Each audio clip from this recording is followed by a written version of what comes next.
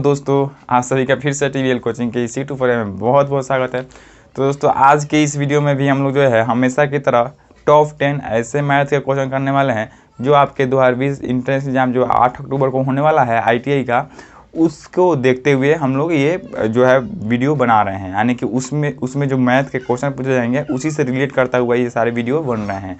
और ये सारे क्वेश्चन जो हम उठा रहे हैं, लेके आ रहे हैं, ये सारे क्वेश्चन आपके previous year ITI entrance exam के प्रीवियस ईयर में पूछ लिया गया क्वेश्चन है। इसलिए ये सारे क्वेश्चन आपके एग्जाम के व्यू से काफ़ी महत्वपूर्ण है और आपका कर्तव्य बनता है कि आप इसको सही से देखिए और जो आपको नहीं आ रहा है बनाने उसको जो है अपने नोटबुक में नोट कीजिए और नोट करके सारे कंसेप्ट को, जो कंसेप्ट हम बता रहे हैं, कंसेप्ट को समझिए और विस्तार पूर्वक समझकर अपने आप में ग्रहण कीजिए। तो आई होप आप हमारी बातों को समझ गए होंगे।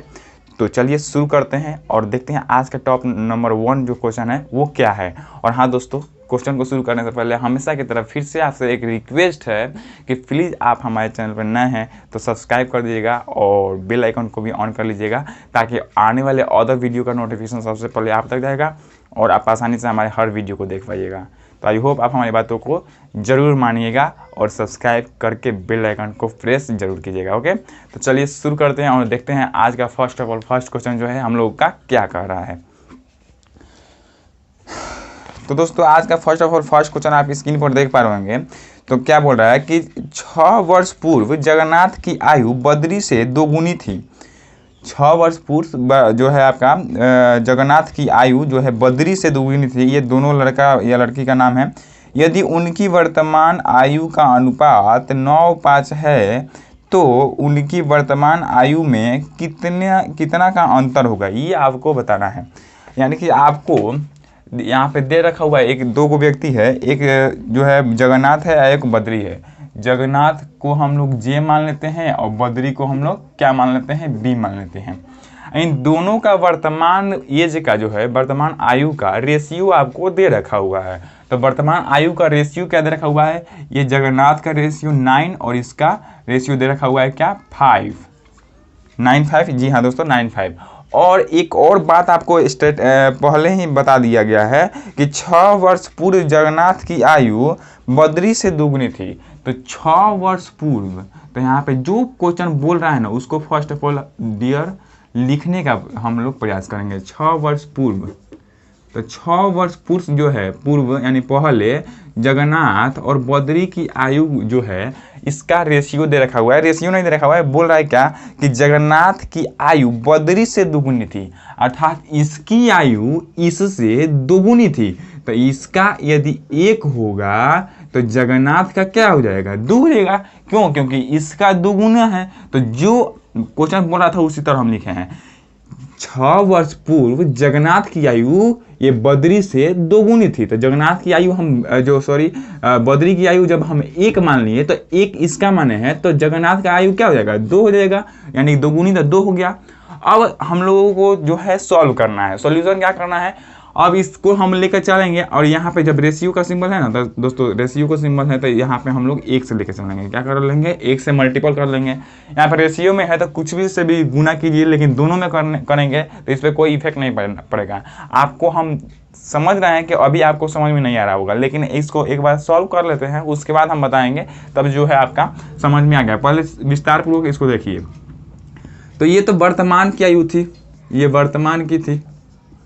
ये वर्तमान में जगन्नाथ और जो है बद्री का रेशियो दे रखा था 9 और 5 और इसको 1 से मल्टीपल हम कर दिए तो 9x और 5x हो गया। और ये 6 वर्ष पूर्व का है, तो ये 6 वर्ष पूर्व का ये आपका रेशियो बन गया एक रेशियो। क्यों? क्योंकि जगन्नाथ बद्री से दोगुना है, तो ये आपका एक रेशियो बन गया। अब हम लोग क्या करेंगे, थोड़ा सा इसको आगे बढ़ाएंगे। यदि हम आपसे पूछे कि हाँ जगन्नाथ की आयु वर्तमान में 9x है तो 6 वर्ष पहले कितना होगा इसका आयु, यानी कि जब हम अभी वर्तमान में 20 वर्ष के हैं तो 6 वर्ष पहले हम कितने आयु के होंगे, कितने एज के होंगे, तो 6 माइनस करेंगे तब ना 14 वर्ष होंगे, यानी 6 वर्ष पहले हम 14 वर्ष के होंगे। तो उसी तरह जगन्नाथ अभी वर्तमान प्रेजेंट टाइम में 9x इतना का एज का है, तो 6 वर्ष पहले का कितना होगा, तो 9x में से 6 घटा देंगे तो ये जो है 6 वर्ष पहले का आयु होगा। किसका? जगन्नाथ का। उसी तरह यहाँ पे अनुपात का सिंबल है, अनुपात का सिंबल दे देंगे। उसी तरह बद्री का हम पूछे आपसे कि 6 वर्ष पहले इसका आयु क्या होगा, तो इसका भी तो इसके एज में से 6 वर्ष घटा लेंगे तो इसका 6 वर्ष पहले का आयु हो जाएगा ना जी। आई होप कि आप यहाँ पे अंडरस्टैंड कर रहे होंगे। अब इसके बाद जो है 6 वर्ष पहले की आयु हो गया, जगन्नाथ और बद्री का आयु है 6 वर्ष पहले का, या फिर यहाँ पे बराबर में 6 वर्ष पहले का रेशियो का दे रखा हुआ है, 2:1 दे रखा हुआ है। यानी कि हयो 6 वर्ष पहले आ हयो आपका 6 वर्ष पहले, दोनों एक दूसरा के बराबर हो गया। 6 वर्ष पहले का एज यू हो गया, 6 वर्ष पहले का एज यू हो गया। क्वेश्चन जो बोला था वही हम लिख दिए, दोनों बराबर। अब दोनों बराबर तो हम लोग क्या कर लेंगे, सॉल्व कर लेंगे। जब जो है यहाँ पे अनुपात का सिंबल होता है, बीच में बराबर का चिन्ह होता है, तो दूर में दूर से गुना करते हैं और नज़दीक में नज़दीक से गुना करते हैं। जब हम अनुपात का चैप्टर पढ़ाए थे आपको तो उसमें इस तरह का बताए हैं, नहीं देखे हैं तो वो आपकी गलती है। तो 9x और 6 में 2 से गुना करेंगे तो 9 दूना 18x हो जाएगा, माइनस में 6 दूना 12 होगा बराबर का सिंबल है, बराबर का सिंबल। सॉरी दोस्तों, यहाँ पे 9x माइनस 6 में 1 से गुना करना है, हम लोग 2 से गुना कर दिए, तो यहाँ पे 1 से गुना करेंगे तो इतना ही आ जाएगा 9x माइनस 6। और यहाँ पे 5x माइनस 6 में 2 से गुना करेंगे तो 5x माइनस जो है 6 से गुना करेंगे तो क्या हो जाएगा, 5 दूना 10x माइनस 6 दूना 12 हो गया। अब इसके बाद इसको हम लोग सॉल्व करने का प्रयास करेंगे। तो ये 9x है और इधर 10x है, तो क्या करते हैं 9x को इधर लेके जाते हैं और 12 को इधर लेके आ जाते हैं। तो माइनस में 6 पहले ही से है, 12 जो है माइनस में इधर आएगा तो प्लस में 12 हो जाएगा, और 9x यहाँ पे प्लस में है, इधर आएगा तो माइनस में हो जाएगा, तो 10x माइनस 9x हो जाएगा। अब यहाँ पे आप देखेंगे तो यहाँ 6 माइनस हो जाएगा 12 में से, तो कितना हो जाएगा 6, और यहाँ पे 10 में x में से 9 घट जाएगा तो 9x घट जाएगा, तो क्या हो जाएगा x बराबर आपका 6 आ जाएगा। यानी कि आपका x का मान 6 आ गया। और आपसे क्वेश्चन में पूछ क्या रहा है कि हई जो है जगन्नाथ और बद्री का जो एज है उसका वर्तमान एज का अंतर बताइए। तो जगन्नाथ का आयु कितना हो जाएगा, जगन्नाथ का आयु x का मान जो है आपका 6 आ गया है, तो 9 गुना 6 यानी कि 9 6 के 54। और यदि आपसे हम पूछे कि बद्री की आयु कितना होगा तो 5x है, तो 5x यानी कि 5 गुने 6 यानी कि 5 6 का 30। और आपसे पूछ रहा है क्या कि हर दोनों का अंतर क्या है, तो 54 और 30 का अंतर कितना हुआ, आपका अंतर बराबर आपका आ गया कितना 24, अंतर बराबर 24 आ गया। 54 में से 30 घटाइएगा तो 24 ना आएगा। यदि क्वेश्चन का आंसर देखें हम लोग तो आंसर यहाँ पे आपका ऑप्शन नंबर ए में ही दे रखा हुआ है, इसलिए आंसर विल बी ए होगा। ओके, यानी कि ए नंबर ऑप्शन जो है सही उत्तर होगा। नहीं समझ में आया, एक बार और देखते हैं। जगन्नाथ की वर्तमान आयु का आपका रेशियो क्वेश्चन में दे रखा था 9 और 5। ओके, 6 वर्ष पूर्व जो है बोल रहा था कि जगन्नाथ बद्री से दुगुना है, तो बद्री यदि 1 का होगा तो जगन्नाथ कितना हो जाएगा, 2 का हो जाएगा। अब हम लोग क्या कर रहे हैं कि इसको बराबर करने का प्रयास कर रहे हैं। जब भी हम आपको मैथ पढ़ाते हैं तो हम स्टार्टिंग में ही कहते हैं कि मैथ को सबसे पहले आप क्या कीजिए कि बराबर करने का सीखिए। जब तक बराबर करने का नहीं सीखिएगा तब तक आपसे मैथ सॉल्व नहीं होगा।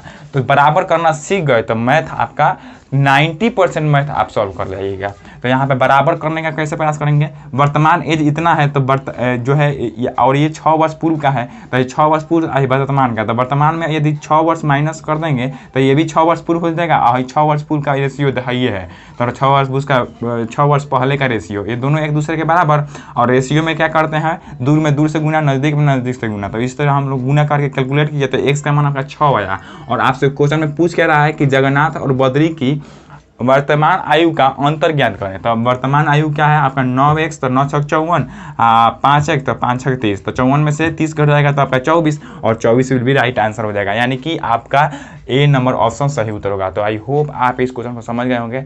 नहीं समझे हैं फिर से बैक करके देखिए वीडियो, और यदि आप स्क्रीनशॉट लेना चाहते हैं तो ले सकते हैं। ओके, हम लोग बढ़ते हैं अगले क्वेश्चन की तरफ। तो दोस्तों अगले क्वेश्चन की बात करें तो अगला क्वेश्चन आप स्क्रीन पर देख पा रहे होंगे। अगला क्वेश्चन क्या बोल रहा है कि ए और बी तथा बी और सी की आय में 3:2 का अनुपात है। यदि ए की आय का 1/3 हिस्सा सी की आय के 1/4 हिस्से से 1000 अधिक है, फालतू है, तो बी की आय ज्ञात करें। ये आपको बताना है बी की आयु। तो फर्स्ट ऑफ ऑल जो क्वेश्चन बोल रहा है उसको हम लोग लिखने का प्रयास करते हैं।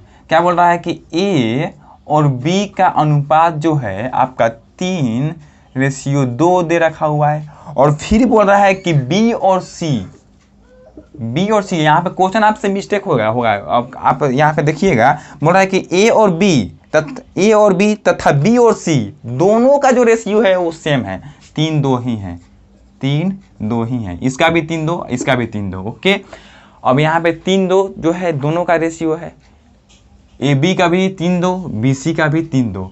तो आपसे हम बोले कि ए बी सी यानी कि ए रेशियो, बी रेशियो और सी रेशियो का मान बताइए। तो आप कैसे बताइएगा? हम बताए थे ज्वाइंट करने का जो है तरीका, आपको बताए थे कि किस तरह हम लोग ज्वाइंट करते हैं। तो इसका लिख देंगे, ए बी का लिख देंगे 3:2, बी सी का लिख देंगे 3:2, हमें दोनों से गुना, हमें दोनों से गुना। तो 3 में 3 से गुना कर देंगे, 3 का 9, और फिर 3 में 2 से गुना करेंगे, 3 दूना 6, और फिर यहाँ पे 2 में 2 से गुना कर देंगे तो 2 दूना 4, यानी कि 9:6:4 आपका यहाँ पे ए बी सी का मान आया है। अर्थात ए बी सी आपका क्या निकल कर आया?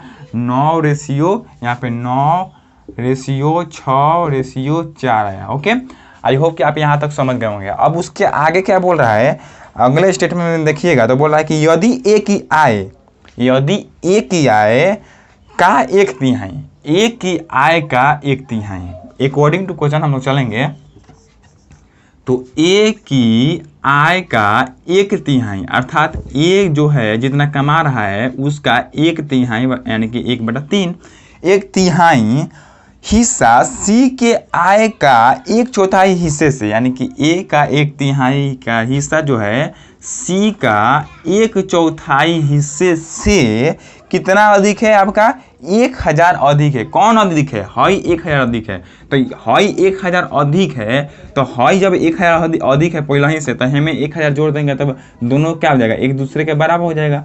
और यही तो बराबर करना था, बराबर हो गया।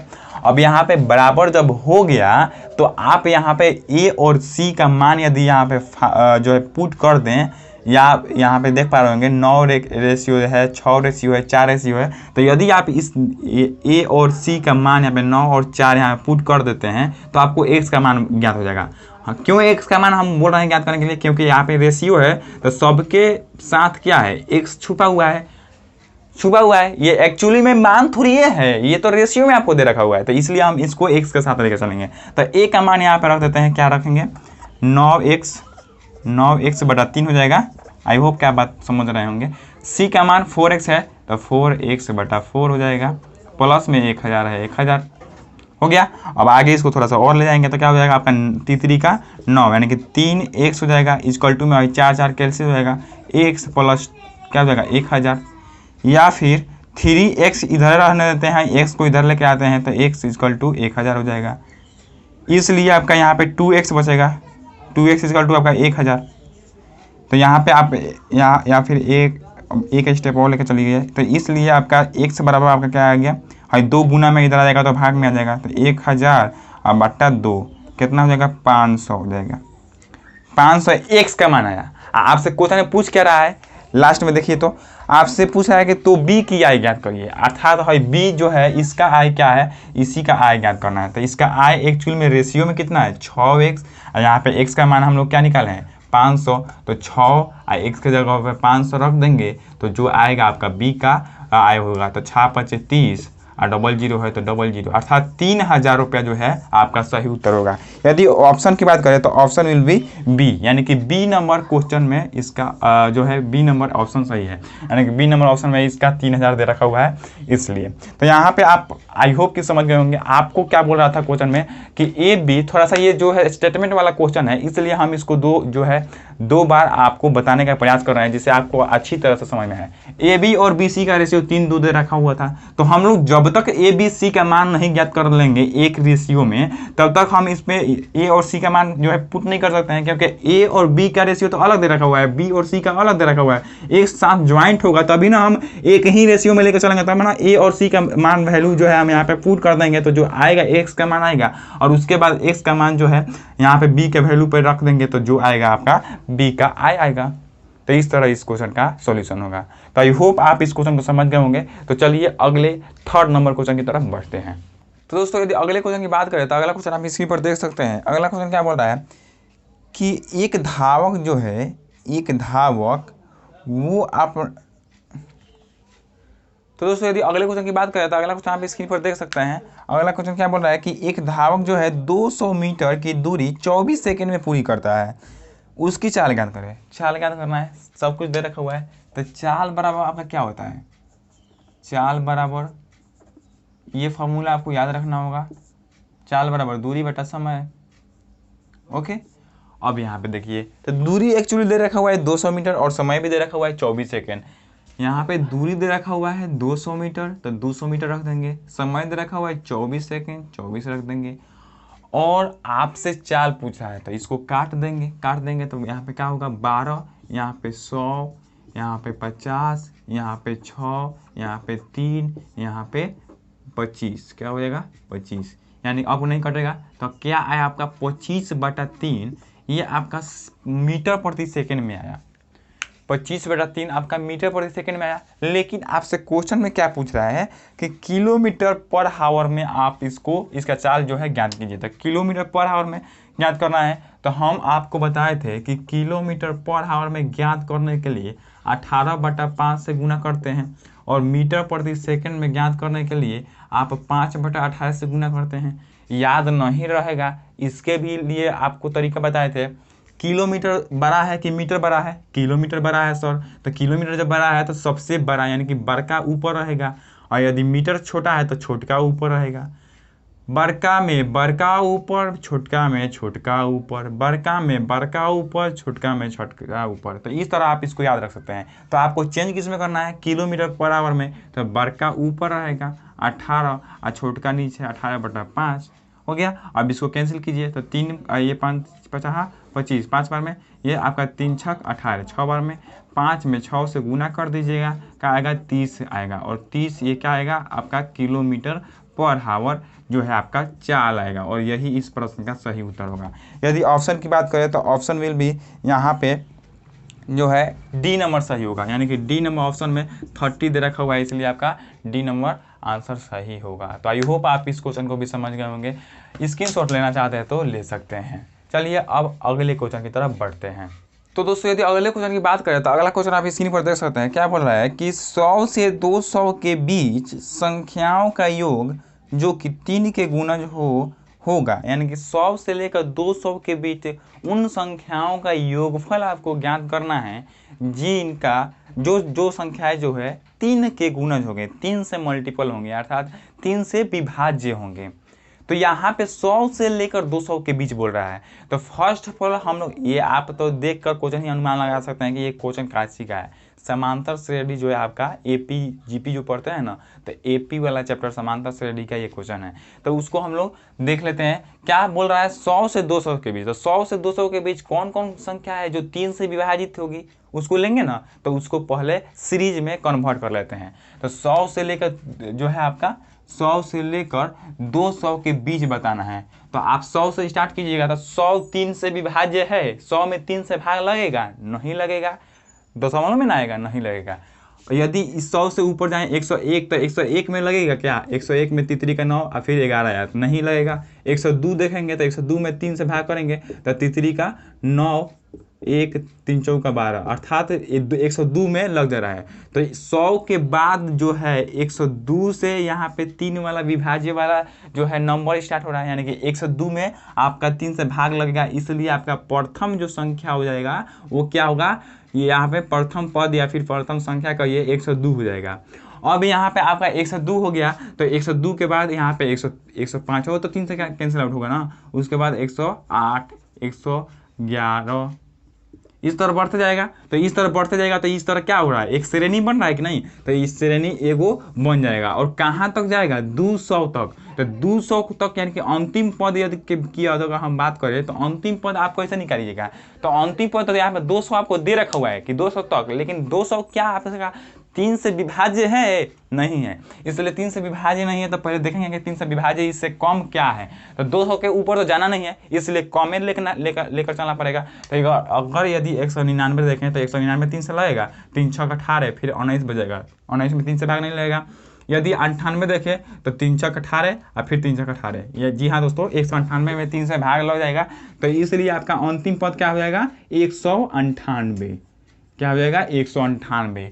अब यहाँ पे आपका एगो एपी तैयार हो गया, अर्थमेटिकल प्रोग्रेशन जो होता है एपी समांतर श्रेणी, वो आपका एक यहाँ पे तैयार हो गया, एक आपका श्रेणी तैयार हो गया। अब देखिए, अब इसमें क्या बोल रहा है कि इन सभी का योगफल आपको ज्ञात करना है।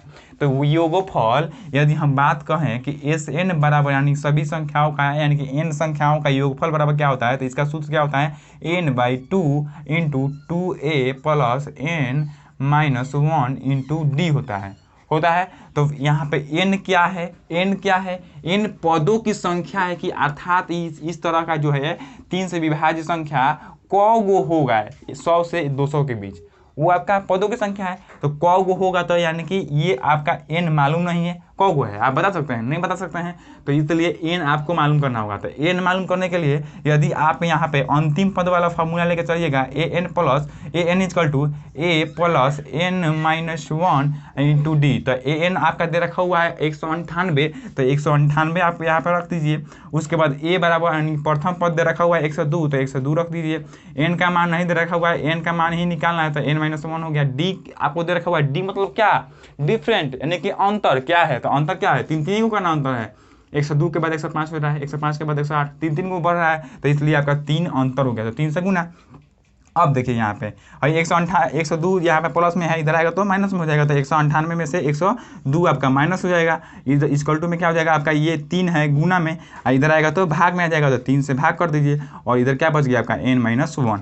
यहाँ पे यदि आप देखेंगे तो 198 में से 102 घटाइएगा तो 6, यहाँ पे आपका 9 और यहाँ पे आपका 0 यानी कि 96 और बटा 3, तो ये 96 बटा 3 आ रहा है n माइनस 1 का, तो n माइनस 1 इक्वल टू 96 बटा 3, तो इसको और अगर बढ़ाएंगे तो हई काटेंगे तो कितना होगा, 3 का 9 और 3 दूना 6, 32 आ रहा है, 32 बराबर आपका n माइनस 1 आ रहा है, तो माइनस 1 को इधर लेके भेजिएगा तो क्या होगा n बराबर आपका माइनस 1 इधर आएगा तो इसमें जुड़ जाएगा, तो 32 1 33 हो जाएगा, तो 33 इक्वल टू क्या हो गया आपका n आ गया, यानी कि n का मान जो है यानी पदों की संख्या, इसका मान आपका 33 आ गया। तो इसका मान जब 33 आ गया तो इस फॉर्मूले पर हम इसको बैठा देते हैं, तो 33 हो जाएगा, और बट्टा में आपका 2 इंटू में यहाँ पे 2a है, तो 2 इंटू a में क्या जगह पर क्या रखेंगे 102, तो 102 हो गया। अब प्लस का सिंबल है, प्लस का सिंबल n के जगह पर तो 33, तो 33 और माइनस 1 इंटू डी के जगह पर आपका 3, क्यों, क्योंकि डिफरेंट आपका 3 है, तो यहाँ पे डी के जगह पर क्या रखिएगा 3। ओके, अब इसी को आगे सॉल्व कर देंगे, तो आगे सॉल्व करेंगे तो क्या होगा आपके यहाँ पे, तो 33 और बटा 2 तो कटेगा नहीं, तो इसी तरह रहने देते हैं, बाद में काट देंगे। इंटू में आपका क्या हो जाएगा, ये 102 में 2 से गुना कर देंगे तो 204 हो जाएगा, 204 आप प्लस में 33 में से एगो घट जाएगा 32, अब 32 में 3 से गुना कर देंगे तो कितना हो जाएगा 32 3 96, तो यहाँ पे 96 हो जाएगा। आई होप कि आप बातों को समझ पा रहे होंगे। यहाँ पे 33 बटा 2 है, तो 33 बटा 2 हो गया, इंटू में है दोनों को जोड़ देंगे तो 6 और 4 10, और यहाँ पे 0 और 1 9, 9 और 1 हासिल 10, तो 10 का 0, फिर 2 और 1 3 यानी कि 300 आया, और 300 2 से कैंसिल आउट होगा कितना बार में 150 बार में। अब यहाँ पे आपको 150 में 33 से गुना कर देना है, तो 150 में 33 से गुना कर देंगे तो कितना आएगा, यहाँ पे गुना कर लेते हैं, 33 से गुना कीजिएगा तो 0 15 3 45, फिर 0 15 3 45, गुना कर लीजिए 0 5 5 4 9, यहाँ पे 4, अर्थात 4950 आ रहा है, क्या आ रहा है 4950 और यही आपका सही उत्तर होगा। चलिए देख लेते हैं ऑप्शन दे रखा हुआ है कि नहीं। तो ऑप्शन की बात करें तो 4950 यानी कि ऑप्शन नंबर बी में दे रखा हुआ है, इसलिए option will be B right होगा। तो आई होप आप इस क्वेश्चन को भी समझ गए हैं, नहीं समझे हैं एक बार और। आपको बोल क्या रहा था कि 100 से लेकर 200 के बीच में 3 से विभाजित होने वाली उन सभी संख्याओं का योगफल ज्ञात करना था। तो पहले सभी संख्याओं को ज्ञात करना पड़ेगा कि आखिर 3 से विभाजित होने वाली सभी संख्या है कौन कौन। तो 100 से स्टार्ट करेंगे तो 100 तो होगा नहीं, 101 भी नहीं होगा, 102 होगा, तो 102 पहिलका हो गया। तो पहिलका जब मालूम हो गया तो 3 को बढ़ा के नहीं देख लेंगे, तो 3 को बढ़ा करेंगे 105 3 से विभाजित होगा, 108 3 से विभाजित होगा। क्या आपका 103 विभाजित होगा 3 से? नहीं होगा। 104 होगा, नहीं होगा। 106 होगा, नहीं होगा। 107 होगा, नहीं होगा, इसलिए 108 आया। 108 हो गया, फिर 109 होगा, नहीं होगा। 110 होगा, नहीं होगा। 111 होगा, क्यों? क्योंकि 3 के बाद अब रिपीट होगा ना जी। तो इस तरह एक आपका श्रेणी बन गया और अंतिम पद आपको मालूम नहीं था, तो अंतिम पद मालूम करने के लिए हम ये वाला फॉर्मूला यूज किया और इस फॉर्मूले से हम n बराबर जो है, सॉरी दोस्तों, अंतिम वाला जो है आपको नहीं मालूम था, तो अंतिम वाला कैसे मालूम किए? 200 के बीच में जो है बैक गए, 199 को देखे 382 थे कि नहीं है। 198 को देखे 198 है, तो इसलिए 198 आपका जो है अंतिम संख्या आ गया। अब यहाँ पे आपको तो ये नहीं मालूम है कौ गो इस तरह 3 से विभाजित होने वाली संख्या आएगी, नहीं मालूम है। तो आप क्या कर लीजिए, यहाँ पे an वाला फॉर्मूला यूज करके n का मान ज्ञात कर लीजिए। n का मान ज्ञात हो गया 33, तो अब आप हम SN यानी कि योगफल वाला फॉर्मूला में n की जगह पर 33 रख कर यहाँ पे आप SN बराबर 450 निकाल दिए। तो इस तरह जो है आपका सही उत्तर आया। तो आई होप कि आप यहाँ पे बातों को समझ गए होंगे। तो चलिए अगले क्वेश्चन की तरफ बढ़ते हैं। तो दोस्तों यदि अगले क्वेश्चन की बात करें तो अगला क्वेश्चन आप इसी को देख सकते हैं, काफ़ी महत्वपूर्ण क्वेश्चन है। आपका बोल क्या रहा है कि 2 उम्मीदवार एक चुनाव में जीतने वाले उम्मीदवार को 12,000 मत में अधिक मिलते हैं। यानी कि 2 उम्मीदवार है, 2 उम्मीदवार जो है चुनाव में खड़े हुए हैं और जीतने वाला जो उम्मीदवार है उसको 12,000 अधिक मत मिला है हारने वाला से। अब उसके बाद बोल रहा है क्या कि यदि कुल वैध मत 92,000 है तो जीतने वाले उम्मीदवार को हारने वाले से कितने % मत जो है अधिक मिले हैं, परसेंट में निकालना है। तो फर्स्ट ऑफ ऑल हम लोग स्टार्टिंग से इसको समझने का प्रयास करते हैं। 2 उम्मीदवार है, एक पहला उम्मीदवार है, पहला है मान लेते हैं, और एक दूसरा है मान लेते हैं। पहला उम्मीदवार जो है, पहला उम्मीदवार को जो वोट मिला है वो आपका x मिला है। कितना मिला है? x गो वोट मिला है। दूसरा उम्मीदवार को मान लेते हैं कि y गो वोट मिला है। कितना मिला है? y गो वोट मिला है। अब यहाँ पे एक बात दे रखा हुआ है कि वैध मत, टोटल जो वैध मत है, अर्थात टोटल जो वोट गिरा है वो कितना गिरा है? 92,000 है। अर्थात यदि आप इन दोनों के वोट को ऐड कर लीजिएगा तो वो आपका कितना है? 92,000 है। 92,000 है। और आपका अगले स्टेप में क्या बोल रहा है कि यदि आपका पहला वाला जीता है, पहला वाला जीता है और यदि दूसरा वाला हारा है, तो दोनों का जो इस पहले वाला का अंतर जो है आपका 12,000 का है। यानी कि 12,000 मत से वो जीता है। कितना से? 12,000 मत से वो जीत गया है, वोट से जीत गया है। तो इसका मतलब ये है कि पहला अधिक मिला होगा पहला को वोट, और जो दूसरा को है कम मिला होगा, तभी ना ये पहला जीता है। तो यानी कि आप यदि x में से y घटाइएगा तब आपका क्या आएगा? 12,000 आएगा। क्या आएगा? 12,000 आएगा। यानी कि x माइनस y का मान आपका 12,000 है। अब यहाँ पे फिर से एक बार और समझिए, नहीं समझ में आया हम जानते हैं। आपका पहला और दूसरा 2 गो जो है आपका उम्मीदवार है खड़ा हुआ था इलेक्शन में, और ये पहला उम्मीदवार को हम मान लिए कि x वोट मिला है, दूसरा को y मिला है।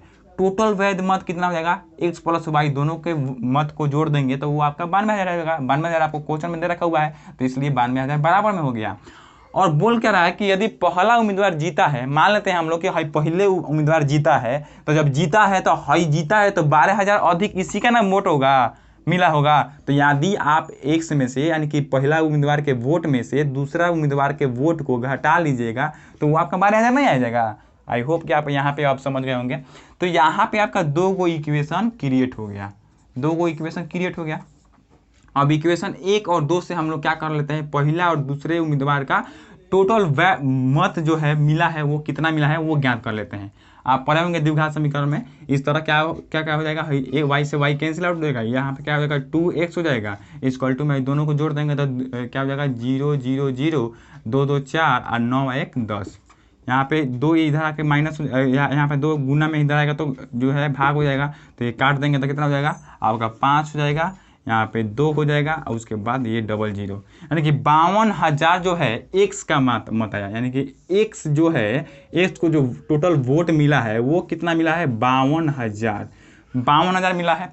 अब जब x को 52,000 मिला है तो y दूसरा को कितना मिलेगा? 92 में से आप यहाँ पे, या फिर इस 52,000 को का मान जो है डायरेक्ट यहाँ पे x के जगह पर रखेंगे तो 52,000 इधर जाकर क्या हो जाएगा, इसमें से 92,000 में से घट जाएगा तो y का मान निकल नहीं जाएगा। तो डायरेक्ट क्या कर लेते हैं, 92,000 में से 52,000 घटा लेते हैं। तो 92,000 में से आप 52,000 घटाइएगा तो क्या आएगा, 0 0 0, 2 में से 2 गया 0, यहाँ पे 9 में से 4 घटेगा तो 0, यानी कि 40,000 जो है आपका y का मान, सॉरी दोस्तों, y का मान 40,000 आ गया। यानी कि 40,000 जो वोट है वो आपका y को मिला है। अब यहाँ तक तो आपको पहला और दूसरा उम्मीदवार का जो टोटल वोट मिला है वो तो आपको मालूम हो गया, वो आप ज्ञात कर लिए यहाँ तक। उसके आगे स्टेप में आपसे क्वेश्चन में बोल रहा है कि क्या बोल रहा है, कहाँ गया क्वेश्चन जी, जी हाँ दोस्तों, उसके आगे बोल रहा है क्या कि तो जीतने वाले उम्मीदवार को हारने वाले से कितने प्रतिशत मत अधिक मिले। जीतने वाला यानी कि पहला एक से ना जीता है, हम लोग एक से कौन माना है कि ये जीता है, तो ये पहला मान लेते हैं कि जीता है, तो इसका जो है जो जितना वोट से मिला है वो कितना परसेंट है दूसरा का। तो यानी कि यदि परसेंट अधिक ज्ञात करें, परसेंट अधिक मान लीजिए कि परसेंट अधिक ज्ञात करें तो अधिक कितना मिला है पहला को, 12,000। आपको क्वेश्चन में भी दे रखा हुआ है, क्या है 12,000। आप क्वेश्चन को सही से पढ़ लीजिएगा, 12,000। अब 12,000 ये टोटल यानी कि अधिक मिला है तो अधिक गुना 100 अब बट 100 अब बटा कितना पर है, दूसरा से ना 12,000 अधिक मिला है तो दूसरा का कितना है 40,000, तो 40,000 बट्टा में हो जाएगा। आई होप कि आप यहाँ पे बातों को समझ रहे हैं। यहाँ पे यदि आप लैंग्वेज में लिखिएगा तो लैंग्वेज में क्या लिख दीजिएगा, अधिक गुना 100 अब बट्टा कितना पर, हारने वाला से, हारने वाला का या फिर हारने वाला का, तो हारने वाला का बटा में हो गया। तो ये 12,000 अधिक मिला है तो अधिक की जगह 12,000 गुना 100 रहता है तो 100 अब बटा में हारने वाला का, तो हारने वाला कितना मिला है 40,000 मिला है। यहाँ पे 40,000 आपका दूसरा y का मान 40,000 है तो इसलिए आपका 40,000 बटा में हो गया। अब यहाँ से 000 कैंसिल आउट हो जाएगा, क्या आ जाएगा आपका 000 कैंसिल आउट हो जाएगा, सॉरी यहाँ पे 40,000 है कैंसिल आउट हो गया। उसके बाद 1 0 से 1 0 कैंसिल आउट हो गया। अब यहाँ पे आप देखिएगा तो कितना आया, ये 4 है, ये 000 1 0 से 1 0, 4 12 को कैंसिल आउट करेगा कितना बार में, 4 3 12, 3 बार में, 3 में अब 10 से गुना कर देंगे तो कितना आएगा 30, और यही 30% मत जो है आपका हारने वाला से अधिक मिला है जीतने वाले को। एक बार और समझेंगे, ऑप्शन को देख लेते हैं फर्स्ट ऑफ ऑल। तो ऑप्शन, जी हाँ दोस्तों, ऑप्शन नंबर डी में रखा हुआ है, इसलिए इसका option D will be right answer होगा। तो यहाँ पे आपने क्या समझा, आपको बोल रखा था क्वेश्चन में कि दो उम्मीदवार है जो है, उन दोनों उम्मीदवार में जो जीतता है उसको 12,000 हारने वाले से अधिक मिलता है, 12,000, और टोटल वैध मत जो है आपका 92,000 है, ये दे रखा हुआ है। तो वैध मत यानी कि हम पहला को मान लेंगे x मिला है और दूसरा को मान लेंगे y, और दोनों के वोट जो मिले हैं उसको ऐड कर लेंगे तो वो आपका 92,000 आएगा, क्योंकि टोटल वैध मत आपका 92,000 है इसलिए 92,000 हो गया। अब उसके बाद यदि आप क्वेश्चन में देखिएगा तो 12,000 जो है जीतने वाले से अधिक, हारने वाले से जीतने वाला का अधिक है। तो 12,000 यदि इसमें से पहला जो जीता है उसमें से हारने वाला को घटा देंगे तो वो आपका क्या आ जाएगा 12,000 आ जाएगा, और ये 12,000 आपका क्वेश्चन में दे रखा हुआ था। तो इसलिए ये दो इक्वेशन बनाओ, दो इक्वेशन से आप x का मान निकाल दिए थे, x का मान आपका 52,000 है, अर्थात 52,000 जो है पहला को वोट मिला है तो दूसरा को कितना मिल जाएगा 40,000। कैसे मिलेगा, क्योंकि हम 92,000 में से 52,000 घटा लेंगे तो 40,000 जो है दूसरा का निकल के आएगा। पहला और दूसरा का टोटल वैध मत जो है मिला है वो आप ज्ञात कर लिए। उसके बाद क्वेश्चन में बोल रहा था क्या कि परसेंट अधिक बताइए कि जो है पहला का जो मत मिला है वो परसेंट में कितना अधिक मिला है दूसरा से। तो दूसरा से माय डियर यदि से का की कु कुछ भी रहे ना तो बाटा में से के का की वाला को रखिएगा। तो कितना से केकरा से, तो केकरा से मतलब कि हारने वाला से, तो हारने वाला बाटा में रहेगा और अधिक गुने 100 बटा हारने वाला, जितना से कंपेयर करने के लिए बोलेगा वो आपका बाटा में रहता है, ये बात याद रखिएगा। तो बाटा में हो गया, और उस तरह आप कैलकुलेट कीजिएगा तो क्या आएगा आपका 30% विल बी राइट आंसर हुआ। तो आई होप आप इस क्वेश्चन को समझ गए होंगे। चलिए अगले क्वेश्चन की तरफ बढ़ते हैं। तो दोस्तों यदि अगले क्वेश्चन की बात करें तो अगला क्वेश्चन आप स्क्रीन पर देख सकते हैं। अगला क्वेश्चन क्या बोल रहा है कि कुल 20 पृष्ठ में से 5 मैंने तथा 15 मेरे मित्र ने कॉपी किए। कुल जो पेज की संख्या थी वो आपका 20 गो था, उसमें से 5 मैंने और 15 गो मेरे मित्र ने कॉपी किया, मतलब लिखा। अब उसके बाद बोल रहा है कि मेरे मित्र ने मेरे कार्य का कितना प्रतिशत कार्य अधिक किया। तो फर्स्ट ऑफ ऑल जो क्वेश्चन बोल रहा है उसको लिखने का प्रयास करेंगे। कुल जो टोटल है आपका, टोटल है जो है आपका 20 गो है। 20 गो में से मैंने जो किया, मैंने किया 5 और मित्र ने यानी कि मेरे मित्र ने किया 15। अब बोल रहा है क्या कि मेरे मित्र ने मेरे से कितना परसेंट यानी कि मेरे का कितना परसेंट जो है अधिक कार्य किया।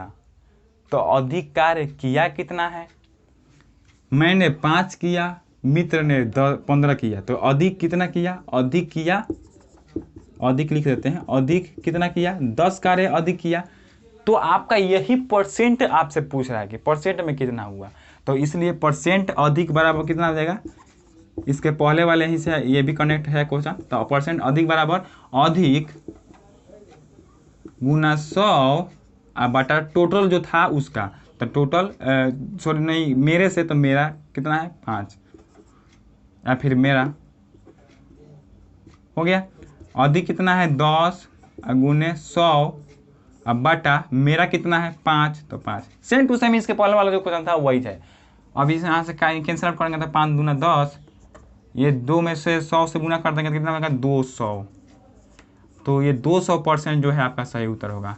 ऑप्शन की बात करें तो ऑप्शन में जो है इसका आंसर 200 नहीं दे रखा हुआ है, तो यहाँ पे आंसर क्या हो जाएगा, इनमें से कोई नहीं, option number D will be right answer हो जाएगा। डी नंबर ऑप्शन सही हो जाएगा। एक बार और समझिएगा, चलिए समझ लेते हैं एक बार और। आपका क्वेश्चन में बोला था कि 20 को टोटल पृष्ठ है, अब मैंने काम किया 5 गो कॉपी किया, मित्र ने किया 15 गो। तो पूछ रहा था क्या कि मेरे मित्र ने मेरे का कितना कार्य किया, मेरे का, तो का जो रहेगा वो नीचे रहेगा, का जो जिसमें सटा रहेगा वो नीचे रहेगा।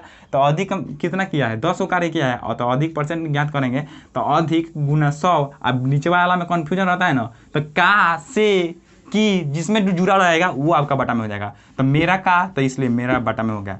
तो 10 गुने 100 बटा 5, 5 दूना 10, 2 गुने 100 बराबर 200%, और यही आपका सही उत्तर होगा। ऑप्शन में नहीं रखा हुआ है इसलिए ऑप्शन नंबर डी, इनमें से कोई नहीं सही उत्तर होगा। तो इस तरह का भी जो क्वेश्चन आपको एग्जामिनर पूछ लेता है एग्जाम में। तो आई होप आप इस क्वेश्चन को समझ गए होंगे।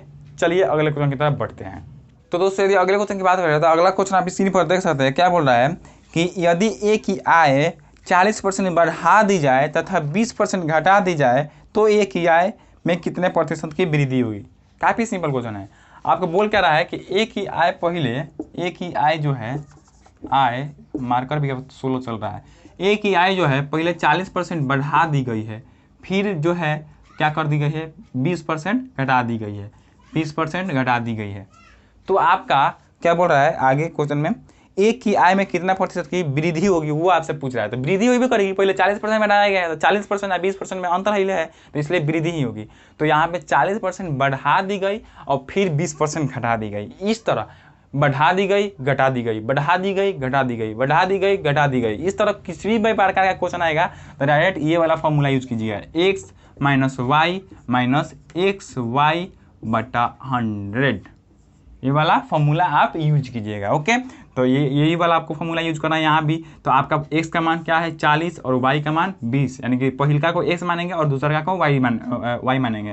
तो यहाँ पे वैल्यू फुट कर देंगे तो 40, यहाँ पे 20 माइनस 40 गुना 20 बटा 100 हो गया। 0 से 0, डबल 0 से डबल 0 कैंसिल, क्या आया आपका 40 माइनस 20 और माइनस में 4 दूनी 8 आया, घट जाएगा। यहाँ पे क्या क्या घटेगा, 40 में से 20 घटेगा तो 20 और 20 में से 8 घटेगा तो 12, अर्थात 12% विल भी राइट आंसर होगा, यानी कि 12% जो है आपका करेक्ट आंसर आएगा। ऑप्शन देख लेते हैं, ऑप्शन जो है बी नंबर में दे रखा हुआ है 12%, इसलिए ऑप्शन नंबर बी विल भी राइट आंसर होगा। तो ये वाला फॉर्मूला याद रखना है, x minus y minus x y by 100, ये वाला फॉर्मूला याद रखिएगा। ये वाला काफ़ी इंपॉर्टेंट है। जब भी पूछेगा बढ़ा दी गई फिर घटा दी गई या फिर घटा दी गई फिर बढ़ा दी गई, तो ये इस फॉर्मूले को यूज करेंगे। इस फॉर्मूले में दो ये को क्या पूछता है, पहले को x दूसरे को y मान के कैलकुलेट कर लेंगे, यानी कि सबसे अधिक जो होगा उसको पहले मानेंगे, उसके बाद उससे छोटा हो गया। आई होप आप इस क्वेश्चन को समझ गए होंगे। चलिए अगले क्वेश्चन की तरफ बढ़ते हैं। तो दोस्तों यदि अगले क्वेश्चन की बात करें तो अगला क्वेश्चन आप स्क्रीन पर देख सकते हैं। क्या बोल रहा है कि एक, हाँ जी हाँ दोस्तों, ये संख्या जो है कुछ संख्या। तो दोस्तों यदि अगले क्वेश्चन की बात करें तो अगला क्वेश्चन आप स्क्रीन पर देख सकते हैं। क्या आपको दे रखा हुआ है उसको फर्स्ट ऑफ ऑल हम लोग लिख लेते हैं, क्या दे रखा हुआ 885। ये नया मार्कर है तो इसलिए थोड़ा सा बैठ नहीं रहा है। 885 फिर 885 हो गया। उसके बाद प्लस में 115 को 3 बार लिख कर गुना किया है, 115 115 115। अब उसके बाद बट्टा में क्या दे रखा हुआ है, बट्टा में 885 को 2 बार लिख कर गुना किया है। उसके बाद फिर से माइनस में 885 और इंटू में 115 किया है। उसके बाद प्लस में 115 और गुना 115 किया है। आई होप 115 किया होगा। जी हाँ दोस्तों, अब देखिए, अब यहाँ पे देखिए तो इसको आपको बताना है, इसको कैलकुलेट करके मान आपको फाइंड आउट करना है। तो आप यदि कीजिएगा तो यहाँ पे 885 में 885 से गुना, फिर जितना आएगा उसमें 885 से गुना, फिर उसके बाद प्लस में कितना कीजिएगा 115 में 115 से गुना, फिर 115 में गुना करके फिर जोड़िएगा। उसके बाद फिर नीचे वाला कीजिएगा, नीचे वाला करने के बाद फिर उसको डिवाइड कीजिएगा, तब ना जाके आंसर आएगा। ये आसान नहीं है, लगभग 10 मिनट का समय आपका ये ले लेगा। चलिए इसको पहले जो है सिंपल से कैसे बनाएंगे उसको हम लोग देख लेते हैं। भाई 885 को क बार लिख कर गुना किया है, 3 बार ना लिख कर गुना किया है, तो हम क्या लिख सकते हैं 885 का पावर 3 लिख सकते हैं कि ना, लिख सकते हैं। प्लस का सिंबल है, प्लस का सिंबल जिस तरफ लिख रहा है उस तरफ पहले फर्स्ट ऑफ ऑल देखने का प्रयास कीजिए आप। 115 को 3 बार लिख कर गुना किया है तो 115 को क्या कर सकते हैं, क्यूब कर सकते हैं। और बटा में आपका क्या है 885 को 2 बार लिख कर गुना किया है तो 885 का होल स्क्वायर होता है, हो जाएगा। और माइनस में 885 गुना 115 है तो 885 गुना 115 हो गया। उसके बाद प्लस में 115 को 2 बार लिख के गुना किया है तो 115 का स्क्वायर हो गया। अब आप ऊपर वालों को देखिएगा है तो A Q plus B Q के फॉर्म में है ना, ए क्यू प्लस बी क्यू के फॉर्म में। अब ए क्यू प्लस बी क्यू का फॉर्मूला क्या होता है आपका, ए प्लस बी इंटू में आपका क्या होता है ए स्क्वायर और माइनस ए बी और प्लस में बी स्क्वायर, यही वाला फॉर्मूला होता है। इसको आप याद रख कर लिए होंगे, इस तरह का हम काफ़ी बार आपको रिपीट करवा चुके हैं क्वेश्चन। तो A Q plus B Q का formula A plus B into A square minus A B plus B square होता है। हो गया। तो हम क्या करेंगे, इसी पे इसको बैठा देंगे। चलिए बैठा लेते हैं। ए क्यू प्लस बी क्यू के फॉर्म में है तो क्या होता है फॉर्मूला ए प्लस बी, अर्थात दोनों को एक बार जोड़ देंगे तो 885 प्लस 115 हो गया। उसके बाद A square minus A B plus में बी स्क्वायर, तो उसके बाद ए स्क्वायर अर्थात 885 का स्क्वायर और उसके बाद माइनस में ए बी अर्थात 885 या गुना 115 होगा। आई होप कि आप अब बातों को समझ पा रहे होंगे। 885 गुना 115 और उसके बाद प्लस में बी स्क्वायर अर्थात 115 का होल स्क्वायर हो गया। अब देखिए, अब बटा में आपका क्या है, बटा में आप देखिएगा तो 885। अब बातों को आप समझ पा रहे होंगे और आप यहाँ से आंसर निकाल भी पा रहे होंगे। आई होप कि हम आशा करते हैं कि आप यहाँ से आप आंसर बता सकते हैं। 115 का स्क्वायर यही ना दे रखा हुआ है बटा में। अब यहाँ पे आप गौर से देखिएगा तो हई ऊपर वाला हई नीचा वाला दोनों सेम है कि ना, सेम है तो दोनों बराबर अर्थात कैंसिल आउट हो गया, दोनों कैंसिल आउट हो गया। तो आपका बचा क्या, सिर्फ 885 प्लस में 115, ऊपर में इन दोनों को जोड़ देंगे तो 5 5 10, 8 1 9 1 हासिल 10 जीरो है और 8 1 9 1 हासिल 10, यानी कि 1000 जो है आपका सही उत्तर निकल के आया और यही आपका सही उत्तर होगा। ऑप्शन की बात करें तो ऑप्शन देख लेते हैं। Option will be C number option में दे रखा हुआ है 1000, इसलिए ऑप्शन नंबर सी जो है राइट आंसर होगा। तो आई होप आप यहाँ पे बातों को समझ गए होंगे। यहाँ पे ए क्यू प्लस बी क्यू को फॉर्म में ये दोनों था तो हम इसको फॉर्म में ला कर इसको जो है ए क्यू प्लस बी क्यू के फॉर्मूले पर रख दिए और रख कर देख रहे हैं क्या कि नीचे वाला ऊपर वाला पूरा का पूरा कैंसिल आउट हो जा रहा है, सिर्फ आपका ए प्लस बी बच रहा है अर्थात 885 प्लस 115, तो दोनों को जोड़ दिए तो आपका 1000 आया और यही आपका सही उत्तर हुआ। आई होप कि आप यहाँ पे बातों को समझ गए होंगे। तो चलिए अगले क्वेश्चन की तरफ बढ़ते हैं। नहीं आ रहा है बनाने ना तो इसका स्क्रीनशॉट लेके आप प्रैक्टिस करते रहिए, ठीक है। और आप कमेंट में अपनी कमजोरी जरूर बताइएगा, जिससे क्या होगा कि हम आपको जो है अपनी तरफ से कुछ एक्स्ट्रा एडवाइस जो हमारी तरफ से हमसे जो है अच्छा और लगेगा कि आपको ये बताना चाहिए, वो हम आपको कमेंट में रिप्लाई जरूर देंगे। ओके, तो आई होप आप हमारे बातों को समझ गए होंगे।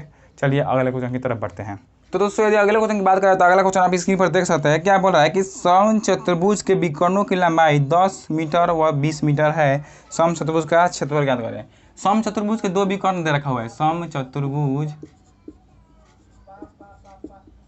का विकर्ण जो है दे रखा हुआ है, क्या दे रखा हुआ है यहाँ पे 10 और 20, एगो 10 दे रखा हुआ है, एगो 20। दोनों विकर्ण चूंकि समचतुर्भुज ये वाले ना है जो वर्गाकार आकृति का होता है, वर्ग के टाइप का होता है, ये वाला है। अब इसमें का विकर्ण जो है छोटका है 10 और बड़का है 20, दोनों का लंबाई जो है आपको दे रखा हुआ है। तो हम क्षेत्रफल का फॉर्मूला क्या बताए थे? क्षेत्रफल का फॉर्मूला क्या था आपका? 1/2 गुणे दोनों विकर्णों का गुणनफल। दोनों विकर्णों का, दोनों यहाँ पे लिख देते हैं फिर से ताकि आपको मेमोराइज हो जाए। विकर्णों का गुणनफल हो गया। अब देखिए 1/2 है तो 1/2 गुणे दोनों विकर्ण कितना है 10 गुना 20 हो जाएगा। दोनों विकर्णों का गुणनफल लिख दिए। 2 से 10 कट जाएगा 5 बार में, 20 में 5 से गुना करेंगे 20 5 100, तो आपका 100 जो है सेंटीमीटर स्क्वायर या जो भी होगा वो आपका सही उत्तर होगा। यानी कि मीटर में रखा हुआ है इसलिए मीटर स्क्वायर होगा। 100 metre square will be right answer. Option number B में दे रखा हुआ है इसलिए option number B will be right answer होगा। आई होप आप इस क्वेश्चन को समझ गए होंगे। इसमें कुछ भी नहीं करना था, आपको ये फॉर्मूला याद रखना था।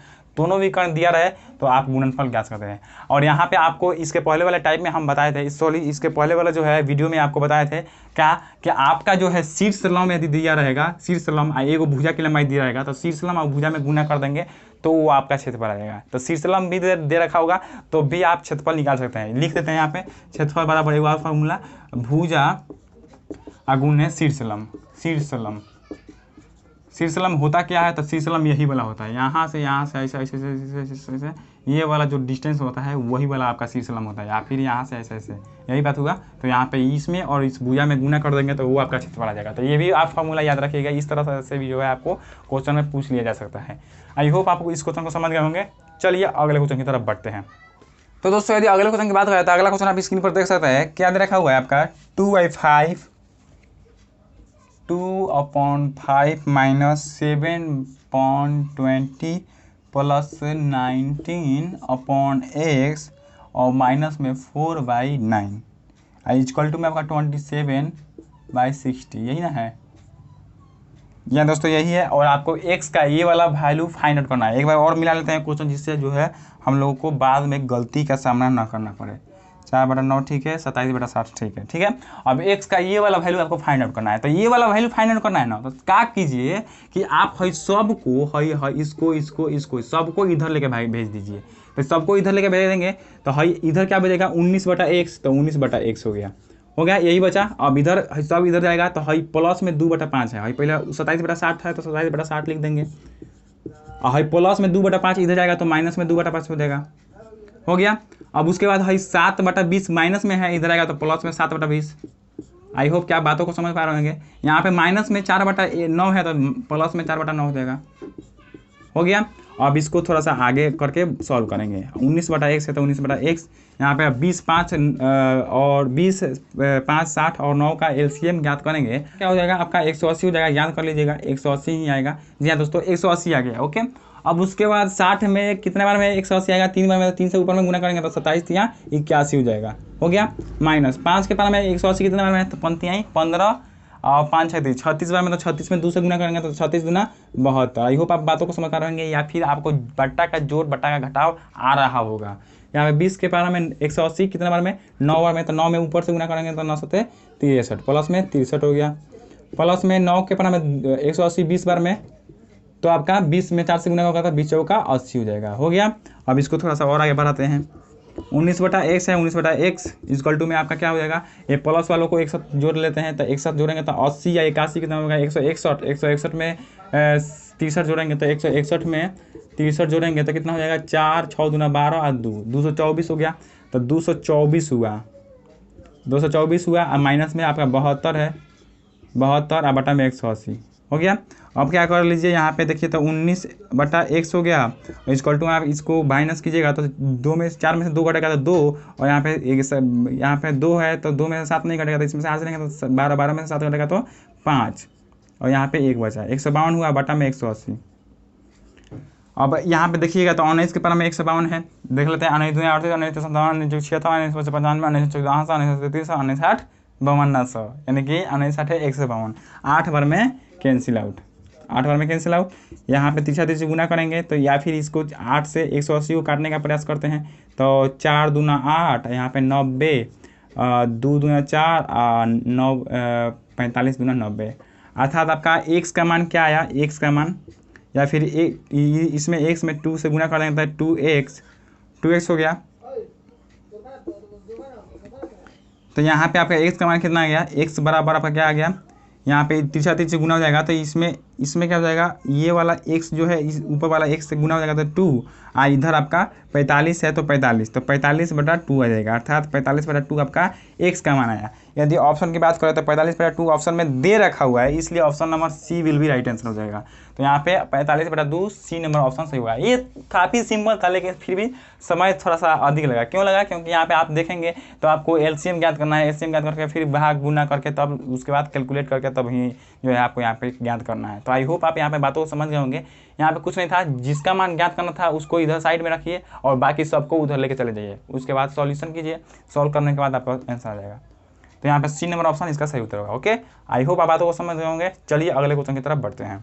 तो दोस्तों यदि अगले क्वेश्चन की बात करें तो अगला क्वेश्चन आप स्क्रीन पर देख सकते हैं। अगला क्वेश्चन में क्या बोल रहा है कि 4 को जो है आपको संख्या दे रखा हुआ है, आप पूछ रहा है कि इसमें से कौन पूर्ण वर्ग है। तो पूर्ण वर्ग ज्ञात करना है, अर्थात किसका वर्गमूल जो है एक्यूरेट आएगा, दशमलव में नहीं एक्यूरेट आएगा, तो ये आपको बताना है। तो आपको 4 संख्या क्या क्या दे रखा हुआ है, एक तो आपको दे रखा है 40007 और उसके बाद 44900, यही ना है, जी हाँ दोस्तों।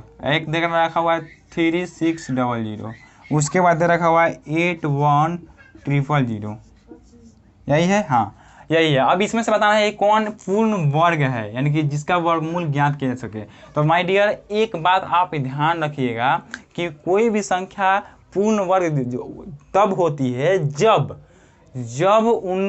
वो संख्याओं की में जो अंक होते हैं उनका डिजिट की संख्या, अंकों की संख्या जो है सम हो। नहीं समझे, ऐसे देखिए, ऐसे समझिए, यानी कि ये संख्या जो है तब ही पूर्ण वर्ग होगी जब इसमें अंकों की संख्या सम होगी, अर्थात 2 से विभाज्य होगी। विभाज्य होगी अर्थात मतलब कि 2 से कैंसिल आउट हो जाएगी, यानी कि विषम नहीं होगी। 1 2 3 4 5 सम है, नहीं है, विषम है। तो इसलिए ये तो आपका पूर्ण वर्ग होगा नहीं होगा। क्यों? क्योंकि हमको क्या चाहिए कि सम होना चाहिए संख्याओं जो कि 1 2 3 4, यानी कि जो है संख्याओं का जो है अंकों की संख्या जो होना चाहिए वो आपका सम होना चाहिए। अब इसमें देखेंगे तो 1 2 3 4 5 ये भी नहीं होगा। 5 विषम है कि सम है? विषम है, इसलिए ये भी नहीं होगा। अब इसमें 3 नंबर में 4 नंबर में देखेंगे तो 1 2 3 4 5, इसमें भी 5 आ रहा है तो विषम आया तो इसलिए नहीं होगा। 1 2 3 4 ये आपका 4 सम है, इसलिए इसका वर्गमूल जो है पूर्ण वर्ग होगा। ये दोस्तों पूर्ण वर्ग होगा, यानी कि इसका जो है वर्गमूल ज्ञात किया जा सकता है। आई होप आप यहाँ पे बातों को अब समझ गए होंगे। अब इसके बाद भी यहाँ पे सम होकर भी आपको चेक करना होता है कि आपका वो जो है पूर्ण वर्ग है कि नहीं। कुछ ऐसे डिजिट होते हैं जो पूर्ण वर्ग नहीं होते हैं, जैसे में आपका 1000 1000 पूर्ण वर्ग है नहीं है। 1000 का वर्गमूल क्या होगा, नहीं ना निकल पाएगा। तो 1000 का वर्गमूल नहीं निकल पाएगा, अर्थात एक्यूरेट आंसर नहीं आएगा। तो इसमें भी तो 4 गो अंक है, 1 2 3 4, तो ये भी होना चाहिए पूर्ण वर्ग, तो नहीं होता है। यानी कि सब सम संख्याओं वाला जो अंकों की संख्या वाला जो संख्या होती है वो सारे नहीं होते हैं। लेकिन आपको ये मेथड याद रखना होगा कि सम तो होना ही पड़ेगा, तभी जाकर वो पूर्ण वर्ग हो सकता है या फिर नहीं हो सकता है। ये तो होगा क्योंकि बाकी जो है विषम है, इसलिए आपका एगो ही सिर्फ दे रखा हुआ था सम, इसलिए ये वाला होगा। और इसको जांच करना होगा कि होगा कि नहीं। तो आप 60 में 60 से गुना कर दीजिएगा, देखिएगा कि 3600 आएगा कि नहीं। 3600 आएगा। ओके, आई होप आप यहाँ पे बातों को समझ गए होंगे। तो चलिए अगले क्वेश्चन की तरफ बढ़ते हैं। तो दोस्तों ये वाला क्वेश्चन जो था आपका आज का इस सेशन का लास्ट क्वेश्चन था। तो ये आज के इस सेशन को यहीं पे समाप्त करते हैं। मिलते हैं अगले वीडियो में। अगले वीडियो में अगले प्रैक्टिस सेट के साथ मिलेंगे। तब तक के लिए स्वस्थ रहिए, मस्त रहिए, घर पर ही रहिए, घर पर ही पढ़ाई कीजिए। कोरोना की इस महामारी में इधर उधर ज़्यादा घूमने का प्रयास मत कीजिए। और सारे एग्जाम नज़दीक है, इसलिए अधिक से अधिक प्रैक्टिस कीजिए ताकि आप एग्जाम में अच्छा कर सकें। ओके, चलिए मिलते हैं। जय हिंद।